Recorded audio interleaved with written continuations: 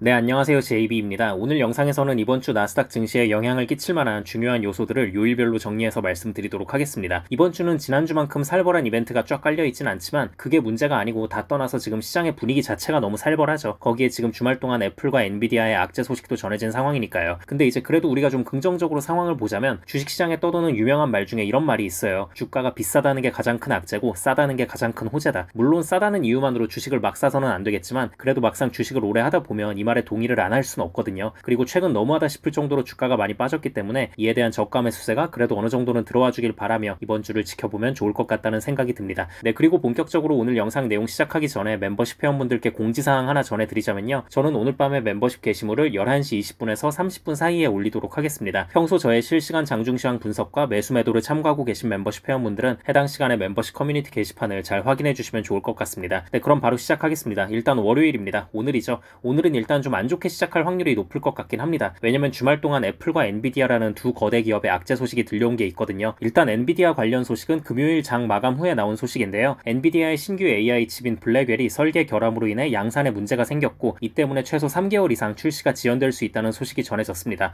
이런 소식은 좀 크죠? 확실히 이거는 기업의 펀더멘탈에 영향을 끼칠 수 있는 소식입니다. 제가 제일 싫어하는 류의 악재 뉴스예요. 물론 당장 2분기 실적에는 영향을 안 끼치겠지만 다음 분기 실적 가이던스에 크게 영향을 끼칠 수 있는 부분이라 좀 많이 불안하긴 합니다. 거기에 하필 요즘 시장 분위기가 최악인 상황에 이런 뉴스가 나와서 더욱 불안한 부분이 있고요. 또 버크셔 해서웨이가 이번에 실적을 발표했는데 애플 물량을 2분기 동안 절반이나 팔았다고 했습니다. 버크셔의 현금 보유량은 역대 최고치를 경신했고요. 그래서 이 부분을 두고 또 경기 침체를 우려하시는 분들이 많은 것 같아요. 저거 봐라, 버핏도 저렇게 애플을 반이나 팔지 않았냐, 경기 침체를 대비한 현금 확보다, 이렇게 받아들이시는 분들이 많은데요. 근데 제 개인적인 생각을 말씀드리자면 버핏이 꼭 경기 침체에 대한 두려움 때문에 애플을 팔았다고 보진 않습니다. 일단 버크셔 해서웨이의 제조업 부문 실적이 전체적으로 다 잘 나왔고요. 이번 버크셔의 실적을 보면 결코 미국의 경제가 침체로 향한다고 볼 수는 없습니다. 그냥 현재 시장의 투심 자체가 워낙 안 좋다 보니까 거기에 또 애플이라는 하나의 개별 기업이 버크셔의 전체 포트폴리오에서 차지하는 비중이 워낙 높아진 상황이었기 때문에 적당히 리스크 관리를 하려는 차원에서 애플을 팔고 현금 비중을 늘린 것 같습니다. 근데 뭐 어쨌든 최근 장 분위기가 워낙 안 좋았던 상황에 이런 소식이 전해진 건 좋을 건 없다는 점 참고하고 계시면 좋을 것 같고요. 오늘 발표되는 주요 경제 지표로는 11시에 ISM의 서비스업 PMI 발표가 있습니다. 이번에 서비스업 수치라도 좀 잘 나와줘야 시장에서 경기 침체의 분위기를 지워줄 수 있을 텐데 제 개인적인 생각엔 약간 불안해요. 왜냐면 지난주에 나온 졸츠 구인이직 보고서나 ADP 고용 보고서나 노동부의 공식 고용 보고서 모두에서 서비스업의 둔화가 확인이 된 부분이 있었거든요. 그래서 썩 그렇게 좋은 결과를 기대하고 있지는 않습니다. 사실 인플레 측면에서 보자면 지금 서비스업이 어느 정도 둔화하는 건 분명히 좋은 건데 최근에 시장이 너무 경기 침체에만 포커스를 맞추고 과민 반응하는 경향이 있어서 약간 불안하긴 합니다. 반대로 제 예상과는 달리 서비스업 수치가 높게 나온다면 시장이 경기 침체 우려를 덜어내며 좋게 반등할 수 있는 판이 깔릴 수도 있습니다. 과연 이게 엔비디아의 악재까지 뚫어낼 수 있을지는 그때 가서 봐야 할 것 같긴 한데 아무튼 이번 서비스업 PMI는 수치가 적당히 좀 높게 나오면 좋겠네요.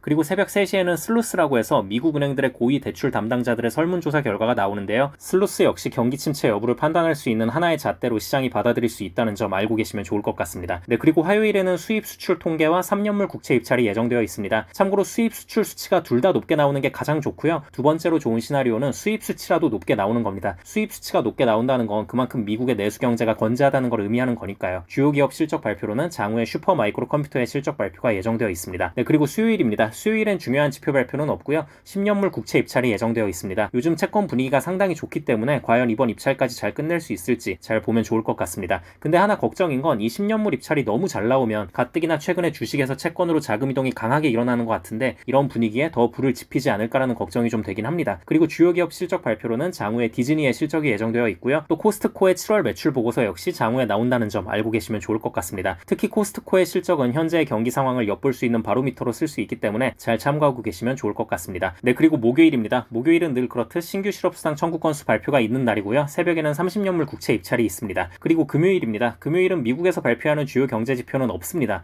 정말 놀라울 정도로 아무것도 없어요. 그래서 중국 경제 지표에 영향을 받게 되는 하루가 되지 않을까 싶습니다. 중국의 7월 CPI와 PPI가 동시에 발표를 하거든요. 현재 상황에선 이게 최대한 높게 나올수록 좋다는 점 참고하고 계시면 좋을 것 같습니다. 네, 그럼 이번 주는 일단 큰 틀에서 이 정도 알고 계시면 증시 파악에 도움이 되실 것 같고요. 저는 영상 초반에 말씀드렸다시피 오늘 밤 11시 20분에서 11시 30분 사이에 멤버십 게시물을 올리도록 할 테니까요. 평소 저의 매수 매도와 실시간 시황 분석을 참고하고 계신 멤버십 회원분들은 해당 시간에 멤버십 커뮤니티 게시판을 잘 확인해 주시면 좋을 것 같습니다. 그럼 구독자분들 모두 좋은 하루 보내시고요. 멤버십 회원분들은 오늘 밤에 미국장 시작하면 그때 또 다시 뵙겠습니다. 감사합니다.